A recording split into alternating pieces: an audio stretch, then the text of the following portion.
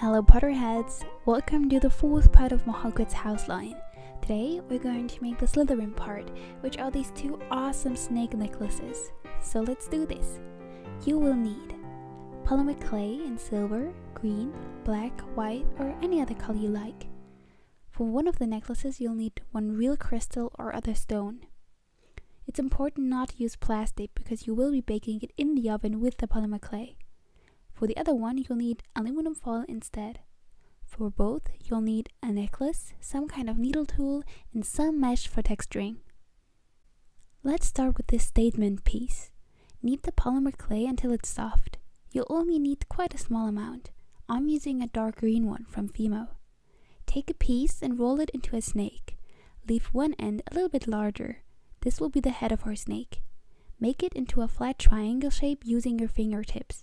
You can, of course, make the whole thing smaller. I just thought it would look great as a kind of statement necklace. Also, make sure that the tail is pointed. You might shorten the snake later, so you can just do it then as well. Give the snake some eyes with a needle tool or add glass beads. Carefully texture the body and top of the head with the mesh fabric by laying it on top and pressing lightly. Wrap some aluminum foil around the necklace to get its shape. Continue until it's about this big and pull it off the necklace. Now wrap the snake around the foil, starting with the head and going on until the snake's end or you feel like it looks done. Remove some of the tail if necessary and redo the tip. Bake according to package instructions. For me, that was 30 minutes at 110 degrees Celsius.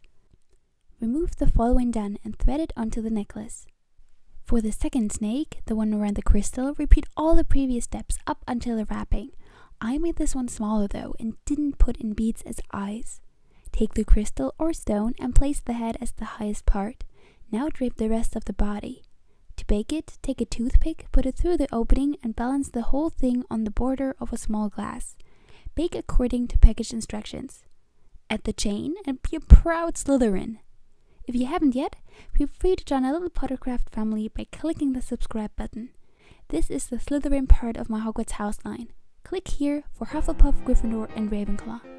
Make sure to check out my other videos, and if you haven't yet, subscribe and leave a thumbs up. Bye!